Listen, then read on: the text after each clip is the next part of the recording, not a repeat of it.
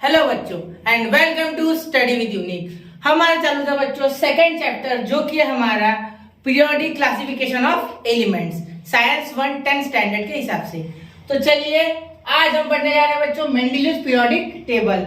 इसके पहले लेक्चर में हमने पढ़ा था बच्चों इंट्रोडक्शन, एलिमेंट्स क्या होते हैं, 118 एलिमेंट्स होते हैं, ठीक है। 1800 में हमें 30 एलिमेंट्स ही पता थे। उसके बाद हमने पढ़े बच्चों अरेंजमेंट कैसे किया है एलिमेंट्स का, मेंडेलियस नहीं, हमने डोबेराइनर ट्रायड्स पढ़े। उसके बाद हमने पढ़ा बच्चों हमारा न्यूलैंड लॉज ऑफ ऑक्टेव्स, और उसके बाद आज हम पढ़ने जा रहे हैं मेंडेलियस पीरियोडिक टेबल। तो ये मेंडेलियस पीरियोडिक टेबल क्या है बच्चों? ये मेंडेलियस जो साइंटिस्ट थे बच्चों, मेंडेलियस सर, ये बहुत ही आप समझ सकते हैं कि इन्होंने सबसे पहले ऐसा टेबल निकाला जिसमें कम फॉल्ट्स थे, बहुत कम फॉल्ट्स थे।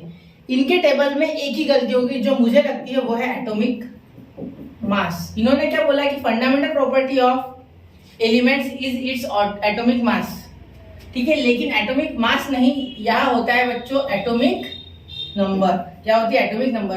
अगर इतना चेंज होता ना तो इनका एलिमेंट बिल्कुल करेक्ट हो जाता, सॉरी एलिमेंट बोल रहा टेबल, इनका टेबल बिल्कुल करेक्ट हो जाता। लेकिन एटॉमिक मास बोला और यहाँ हो गया पूरा रायता फैल गया, ठीक है। लेकिन फिर भी इनका टेबल बहुत ही अच्छा है, उसमें नए एलिमेंट्स के लिए भी जगह है, वो हम मेरिट्स में डिस्कस करेंगे और डीमेरिट्स भी डिस्कस करेंगे क्या थे। और अभी हम पहले देखते हैं कि मेंडेलियस पीरियोडिक टेबल की जनरल इंफॉर्मेशन। इन्होंने ये टेबल 1869 से लेके 1872 के एडी के एरा में इन्होंने क्या किया, ये टेबल डिजाइन किया था, ठीक है। अब Mendeleev's periodic table is most important step in classification of elements, जैसे कि मैंने आपको भी बताया, ठीक है। Fundamental property of elements namely the atomic mass as standard arrange 63 element known at that time. मतलब कितने एलिमेंट्स थे नोन? 63 एलिमेंट्स। टोटल कितने थे? 63 एलिमेंट्स नोन थे तब, ठीक है। अब आगे उन्होंने एटॉमिक मासेस के ऊपर ही फोकस किया। Then he transform this into periodic table of elements in accordance with the physical and chemical properties. मतलब फिजिकल प्रॉपर्टीज और केमिकल प्रॉपर्टीज वही देखना होता है ना। तो एलिमेंट्स में मेन प्रॉपर्टी तो यही होती है, फिजिकल और केमिकल। दो ही तरह की प्रॉपर्टीज होती है, एक होती है बच्चों फिजिकल और एक होती है बच्चों केमिकल। ये आपको पता है, क्लियर? कोई बात इसमें कुछ गिला शिकवा, कुछ दिक्कत नहीं? चलिए आगे चलते हैं। तो देखो यहाँ होता है असली जो आज का लेक्चर है वो शुरू, ठीक है। तो मेंडेलियस स्टेटेड पीरियोडिक लॉ, क्या बोला उन्होंने? Properties of the element are periodic function of their atomic masses. ये स्टेटमेंट उन्होंने बोला, जबकि यहाँ एटॉमिक मास की जगह चाहिए था एटॉमिक मास इन्होंने बोला, और अगर एटॉमिक नंबर बोल देते तो पूरा काम ही सही हो जाता, ठीक है। समझ गए? अब ये इनका टेबल है, इसमें टोटल कितने एलिमेंट है बच्चों? 63 एलिमेंट्स है जो उस टाइम पे नोन थे, ठीक है। और उन्होंने न्यू एलिमेंट्स के लिए भी जगह छोड़ी थी, ठीक है। और इसमें इन्होंने जो हॉरिजॉन्टल रोज है, ये देखो, ये ऐसी, ये हॉरिजॉन्टल इसे बोलते हैं, और जो वर्टिकल कॉलम्स है, ठीक है, इनको अलग अलग नाम दिए, ठीक है। इन्होंने हॉरिजॉन्टल रोज को क्या बोला? पीरियड्स बोला। क्या बोला? पीरियड्स। मतलब ये पीरियड्स है, ठीक है। और ये क्या है? हमारे ग्रुप्स है। क्या है? ग्रुप्स है।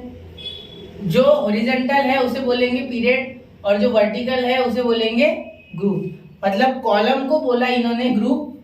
कॉलम यानी बच्चों वर्टिकल यानी खड़ा ऐसे, ठीक है, ये ऐसे ऐसे, तो इसे बोला है ग्रुप। क्या बोला है? ग्रुप। और जो हॉरिजॉन्टल है ऐसा ऐसा ऐसा ऐसा, उसे कहते हैं बच्चों पीरियड, यानी रो को बोला इन्होंने पीरियड। समझ गए?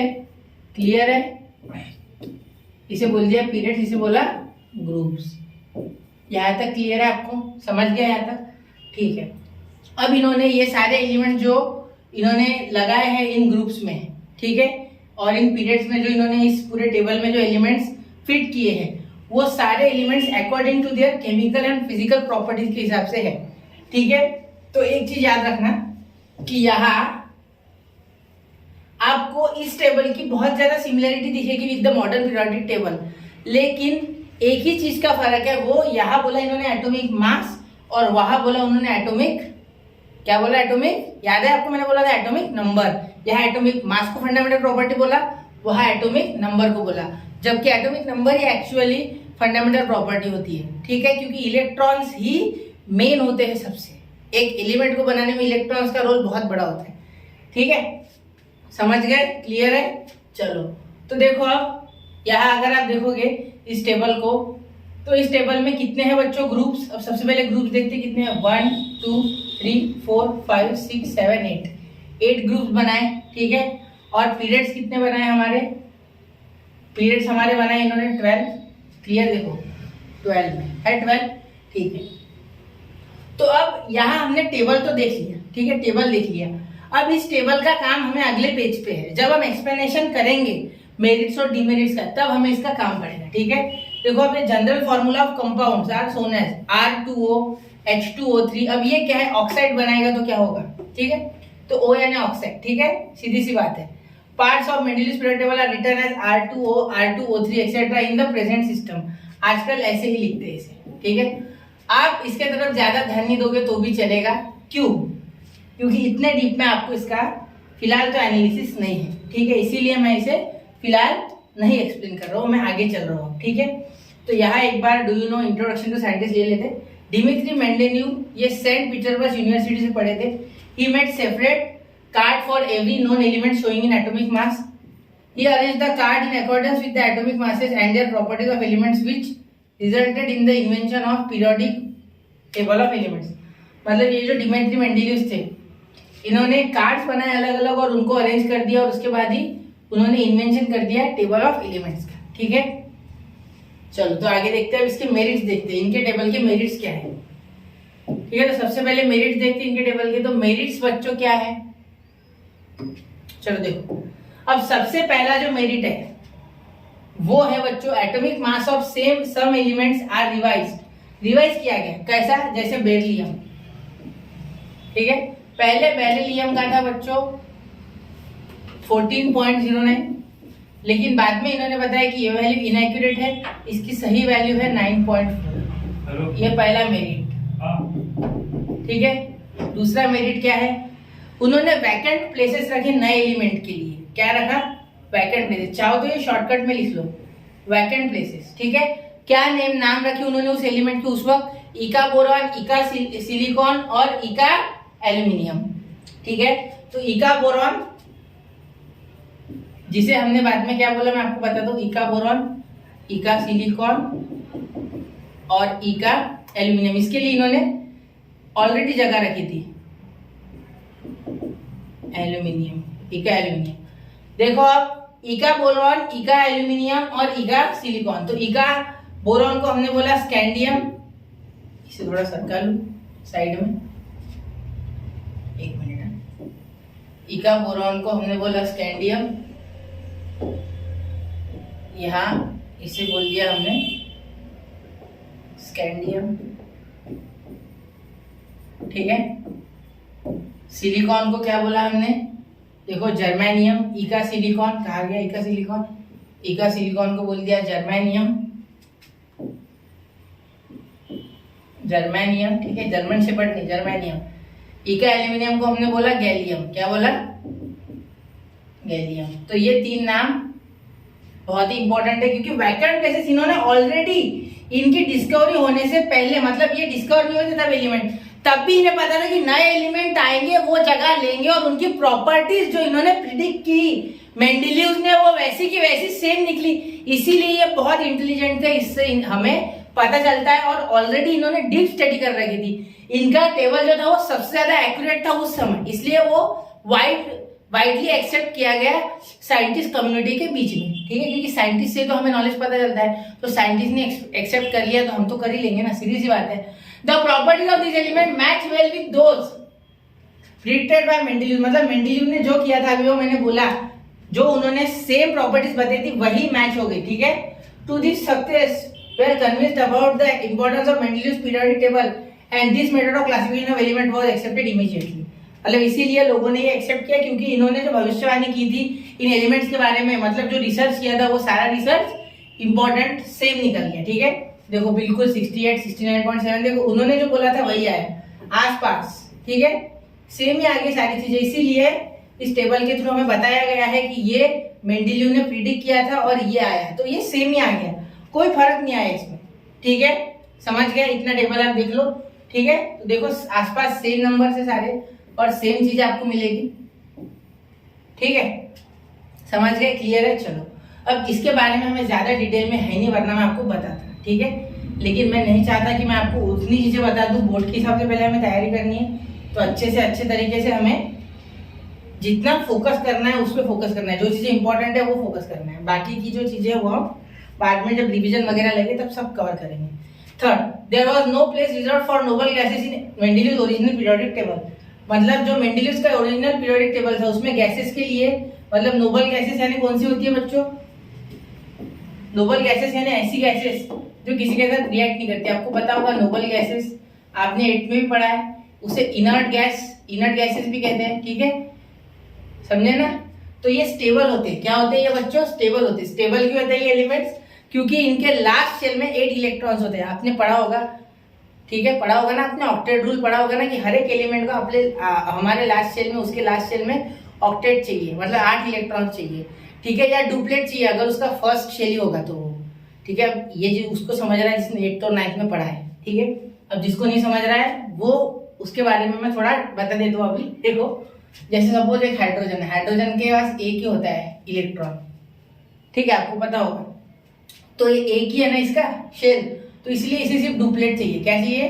डुप्लेट, मतलब इसे दूसरा ही एक इलेक्ट्रॉन चाहिए किसी के साथ, ये किसी के साथ समझ लो कंपाउंड बनाएगा तो उसे एक ही इलेक्ट्रॉन की जरूरत है, ठीक है। तो ये कंप्लीट हो जाएगा, ठीक है, मतलब ये खुश हो गया, ये अब सेटिस्फाई हो गया, इसका जीवन सफल हो गया।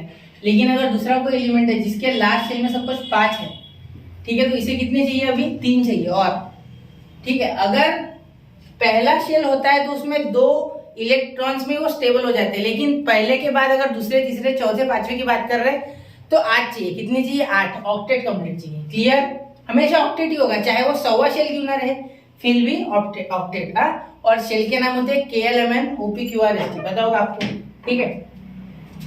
However, when noble gases such as helium, neon and argon were discovered, मतलब जब ये डिस्कवर्ड हुए थे 19th सेंचुरी में, इन्होंने टेबल बनाया तब डिस्कवर्ड नहीं थे, लेकिन इनके टेबल में ये साइड में बिल्कुल जगह बना के 9वां कॉलम बना लिया, ग्रुप 9 बना लिया सपोज इन्होंने, और यहाँ बोल दिया नोबल गैसेस, और यहाँ बराबर वो फिट हो गए बिना कोई टेंशन के, क्योंकि वो रिएक्ट तो किसी के साथ कर नहीं रहे थे। यहाँ जो था, यहाँ से तो यहाँ तक कोई ना कोई किसी ना किसी के साथ रिएक्ट कर रहा था, लेकिन नोबल गैसेस किसी के साथ रिएक्ट नहीं कर रहे थे, इसलिए इस जगह में जो मैंने ब्लैक से मार्क कर दी वहां वो बैठ गए बराबर बिना किसी टेंशन के। Therefore, Mendeleev created a zero group element without disturbing the original periodic table in which noble gases were fitted very well. समझ गए?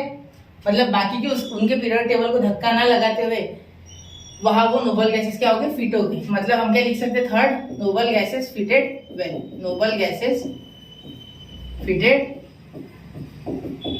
वेल, ठीक है, well without disturbing, without disturbance बोल सकते, सीधे सीधे विदाउट डिस्टर्बेंस। समझ रहे? ये मैं शॉर्ट में लिख के दे रहा हूँ, ठीक है। अब यहाँ डू यू नो था क्या? हाँ, chlorine has 2 isotopes which are Cl35 and Cl37। तो आइसोटोप्स के लिए इनके टेबल में जगह नहीं थी, तो ये भी देखेंगे आगे, ठीक है। अब आगे देखते हैं डीमेरिट्स। अब डीमेरिट्स, अब मेरिट्स देख लिए, फायदे देख लिए। कौन कौन से फायदे? 3 फायदे थे। पहला, इन्होंने रिवाइज किया था बेरिलियम का मास, जो कि 4.09 से इन्होंने 9.4 बताया। देखो 4.09 से 9.4 बताया, 14.09 से 9.4 बताया। उसके बाद वैकेंट प्लेसेस, इका बोरान को स्कैंडियम बोला, इका सिलिकॉन को जर्मेनियम बोला, इका एल्यूमिनियम को गैलियम बोला, ठीक है। Vacant places for upcoming elements, for upcoming elements मतलब जो अभी डिस्कवर हुए नहीं, ठीक है। जो एलिमेंट डिस्कवर भी नहीं होते उनके बारे में भी इन्होंने प्रिडिक्शन कर दिया, और वो भी एक्यूरेट, ठीक है। और साथ ही में नोबल गैसेस, इनके जो टेबल थे उसमें डायरेक्टली फिट हो गई साइड में विदाउट एनी डिस्टर्बेंस, क्योंकि बाकी सब किसी ना किसी के साथ रिएक्ट कर रहे थे, लेकिन नोबल गैसेस इसके साथ रिएक्ट नहीं करती, क्योंकि उनका जो आखिरी का शेल होता है वो ऑलरेडी फिल्ड होता है with all the electrons, 8 electrons, octet complete, ठीक है। अब demerits of periodic table, Mendeleev's periodic table. अब देखो सबसे पहले तो यहाँ they are the whole number atomic mass of the element and cobalt nickel is same. मतलब देखो कोबाल्ट और निकेल का जो होल नंबर था एलिमेंट इनका वो सेम था। क्या था? देखो यहाँ बता देता आपको, कोबाल्ट और निकेल का जो, देखो कोबाल्ट का क्या है बच्चों? कोबाल्ट का क्या हमारा CO CO CO CO CO CO CO। Cobalt पहले निकेल ही ढूंढ लेता आप।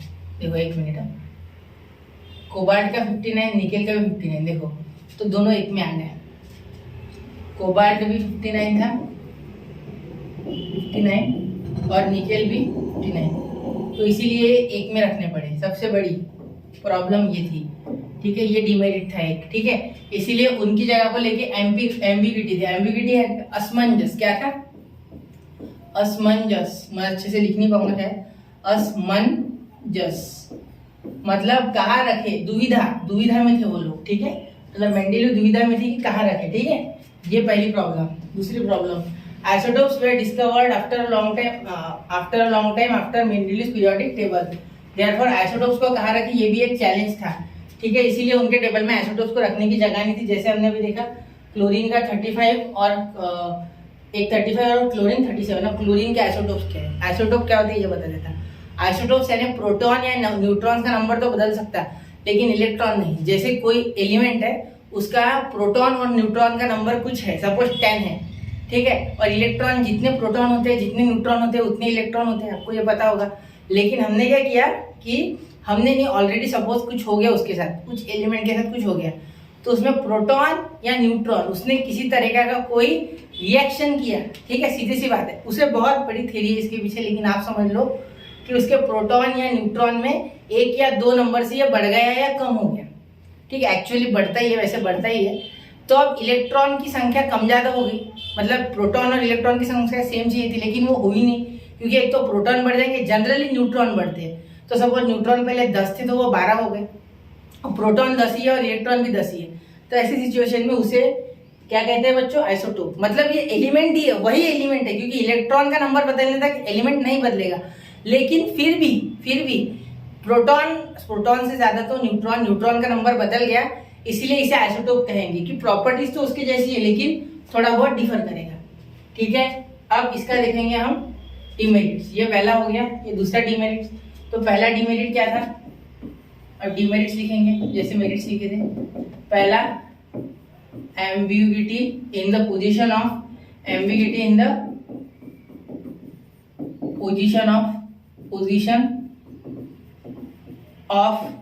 कौन कौन? कोबाल्ट और निकेल। मैं नहीं तो कौन है ना, कोबाल्ट और निकेल। और सेकेंड, आइसोटोप्स के लिए जगह नहीं थी। Isotopes had no space in the table, ऐसा आप लिख सकते हैं आगे, ठीक है। Third, when elements are arranged in the increasing order of atomic masses, their rise in atomic mass could not be uniform। अब ये क्या था? देखो, अगर सपोज ये टेबल देखो, ये टेबल से बताता हूँ, देखो ये टेबल देखो, यहाँ देखो 1 के बाद 7 है, 7 के बाद डायरेक्ट 23 है, ठीक है, 1 के बाद 7 है, 7 के बाद डायरेक्ट 23 है, ठीक है। देखो अब 7, 9.4, 11, 12, 14, 16, 19, 23, 24, 27, 28, 31। यहाँ देखो 113, 118, 118, 122, 125। अब बड़े वाले देखो 207, 208, 231, 240। बीच में गैप यूनिफॉर्म नहीं है, एक गैप है कि जैसे एपी आपने चैप्टर पढ़ा है, 10th स्टैंडर्ड में आप एपी चैप्टर पढ़ोगे, अरिथमेटिक प्रोग्रेशन, तो इसमें डिफरेंस सेम नहीं था। जैसे मैं आपको बोलूँ 2 के बाद 4 आ गया, तो 4 के बाद आप बता सकते 6 आ गया, 6 के बाद आप बता सकते 8 आ गया, लेकिन मैं बोलूँ 2, 7, 15, 20, इसमें क्या बताओ क्या आएगा? तो ऐसे ही बीच में गैप सिमिलर नहीं था, डिफरेंस सेम नहीं था दोनों एटॉमिक मासेस के बीच का। एटॉमिक मास जो था, पहला एलिमेंट और दूसरा एलिमेंट जो अरेंज होने वाला था रो में, उसमें सेम नहीं थे, ठीक है। जिसे हम पीरियड्स कहते हैं ना, पीरियड्स में ऐसे ऐसे लगा रहे, तो वो सेम नहीं आ रहा था गैप। 120 के बाद 220, 120 के बाद 140, 130 ऐसा आ रहा था, बीच में 10 या 5 का गैप आ रहा था। मतलब हेवी एलिमेंट जो होते थे ज्यादा बड़े, जैसे 208, उसके बाद 212, तो ऐसे बड़े बड़े एलिमेंट्स के बीच में क्या हो गया कि कितने एलिमेंट बैठेंगे ये हमें पता ही नहीं था। इसलिए हम इस टेबल में ये बोल सकते हैं कि यूनिफॉर्म गैप नहीं थी, uniform gap was absent between successive element, successive या कॉन्जिक्यूटिव बोलो, कॉन्जिक्यूटिव एलिमेंट्स।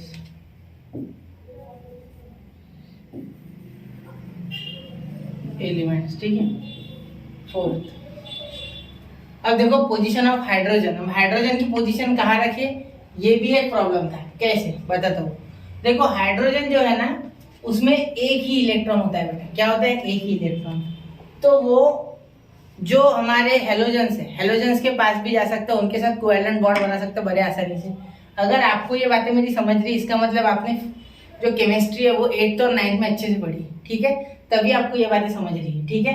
जैसे देखो हाइड्रोजन एक है इनके पास, हाइड्रोजन के पास, और क्लोरीन के पास, क्लोरीन क्या किसी भी हाइड्रोजन के पास 7 ही होते हैं आखिरी में, ठीक है। तो ये 7 है इनके पास, तो ये एक इसके साथ चिपक जाएगा और ये एक दूसरे के साथ मिल जाएगा, मतलब ये एक इसके दे देगा, तो यहाँ हो गया 8, ये खत्म हो गया तो 8। लेकिन ये कोवैलेंट बॉन्ड है। कौन सा बॉन्ड है? कोवैलेंट। ये कोई इलेक्ट्रोवैलेंट बॉन्ड नहीं है, ठीक है, ये कोवैलेंट बॉन्ड है जिसे शेयरिंग बॉन्ड कहते हैं। शेयर कर रहा है ये, ठीक है। तो इसलिए ये हाइड्रोजन बहुत ज्यादा अट्रैक्टेड था towards fluorine, chlorine means towards halogen. तो हैलोजन के साथ भी इन्हें रखा जाता था, या अल्कली मेटल्स के साथ भी इसे रख सकते थे। क्यों? क्योंकि उनके साथ भी इसका बहुत पड़ रहा था। अब कैसे बढ़ रहा था, ठीक है, ये बताते दो। देखो, क्योंकि there is an similarity in molecular formula of compound of hydrogen and alkali metal with chlorine and oxygen. Chlorine और ऑक्सीजन के साथ सिमिलैरिटी थी, ठीक है। जब फॉर्मूला कंपाउंड बना लेते थे तब, याद रखो क्या बोला है, कंपाउंड बनाने के बाद, on considering the above properties you can decide whether the correct position is with alkali metal और विद हैलोजन। हैलोजन के साथ क्यों, समझ गया आपको? अब मैं बताता हूँ आपको इनके अल्कली मेटल्स के साथ क्या फायदा था। There is similarity in the molecular formula of compound. क्या था? In the same way there is similarity in the chemical property of hydrogen and alkali metal group 1 formed with chlorine and oxygen. मतलब chlorine और oxygen के साथ, जैसे HCl, पता होगा आपको HCl, ठीक है, HCl हाइड्रोक्लोरिक एसिड, ये आपको पता है, ठीक है। तो वैसे ही KCl भी क्या होता है, फॉर्मूला सेम एक ही होता है। देखो KCl है, एक ही इलेक्ट्रॉन गया, तो सेम ही आई ना आसपास, KCl HCl। समझेगा मेरी बात? नहीं समझ रहे हो? देखो HCl यानी हाइड्रोजन ने एक शेयर कर दिया और KCl यानी पोटेशियम ने डोनेट कर दिया, मतलब आसपास क्या आ गया, ये सेम आ गया। देखो यही तो बोला है, अच्छे से देखो, there is a similarity in the molecular formula of compound of hydrogen and alkali metal. Hydrogen and alkali metal, ठीक है, इनके जो कंपाउंड थे विद क्लोरीन एंड ऑक्सीजन, इनमें सिमिलैरिटी थी, ठीक है। जैसे HCl, KCl, NaCl, समझ रहे हो ना? HCl, KCl, समझ रहे हो? पोटेशियम क्लोराइड, सोडियम क्लोराइड, ठीक है, लिथियम क्लोराइड आप बोल सकते हो। On the considering the above properties, ये डिफिकल्ट था कि आप हाइड्रोजन की पोजीशन कहाँ रखें, तो therefore no fix position for hydrogen, no fixed position. ये तो मॉडर्न पीरियड टेबल में प्रॉब्लम है, इसकी हाइड्रोजन को आज तक उसका घर नहीं मिला फॉर हाइड्रोजन, उसकी प्रॉपर्टीज ऐसी है, समझ नहीं पा रहे साइंटिस्ट, क्योंकि वो एक्सेप्शन है। पूरी केमिस्ट्री में आपको आगे जाके एक्सेप्शन ही मिलेंगे, ठीक है। क्लियर है? आपको उम्मीद करता हूँ कि आपको समझ गया। जैसे देखो यहाँ दिया था सिमिलैरिटी इन अल्कली मेटल, देखो HCl, NaCl, यहाँ लिखा तो था H2O, N2O, मैंने देखा नहीं, यहाँ देखो H2, NaHCl, NaCl, तो इससे आप समझ सकते हैं। क्लियर है? आगे ध्यान में, जैसे देखो यहाँ HCl, NaCl मैंने बताया ना अभी, तो मैंने क्या बोला, तो Na के बाद एक ही, क्योंकि दोनों के पास एक ही इलेक्ट्रॉन होता है लास्ट में, तो वैलेंसी सेम होती है, तो ये NaCl बनेगा तो वो KCl बनेगा, ठीक है। उसमें जितने भी आएंगे ग्रुप में वो सारे ऐसे ही बनेंगे कंपाउंड, क्योंकि एक ग्रुप में जितने भी एलिमेंट होते हैं उसकी वैलेंसी सेम होती है। अब ये आपके सिर के ऊपर से जा रहा है, ये आपको आगे समझेगा, ठीक है। अब एलिमेंट्स मॉलिक्यूलर फॉर्मूला, जब आप रिवीजन करते हो ना बच्चों एक बार पढ़ने के बाद कोई चैप्टर, तो आपको और डिटेल में वो समझता है, ठीक है। क्योंकि कैसा होता है, कोई कोई कंसेप्ट ऐसे होते हैं जो आगे से उठा के पीछे दे देते हैं, लेकिन प्रॉब्लम ये होता है कि तब बच्चों को थोड़ा प्रॉब्लम जाता है, और मैं पीछे से पढ़ा नहीं सकता, मुझे तो आगे से पढ़ाना है, क्योंकि आपको ये कंसेप्ट पहले, उसके बाद में टेबल है, टेबल नहीं समझेगा अगर ये नहीं समझेगा तो, ठीक है। तो चलिए मिलते हैं अगले लेक्चर में, पूरे कंसेप्ट क्लियर करूंगा धीरे धीरे। कुछ नहीं समझा है तो वापस से देखो, वापस से भी नहीं समझा तो कमेंट करो, और आगे के लेक्चर्स आने तो आगे के लेक्चर्स में मैं और डिटेल में लूंगा, ठीक है। और थोड़ा थोड़ा कभी कभी उल्टा जाना होता है, ठीक है, सीधा जाने से अच्छा। तो चलिए मिलते हैं अगले लेक्चर में, तब तक के लिए पढ़ते रहिए, आगे बढ़ते रहिए। लेक्चर 3 आएगा बच्चों हमारा जल्दी से, तब तक के लिए स्टडी विद यूनिक के साथ बने रहिए। जय हिंद, जय भारत।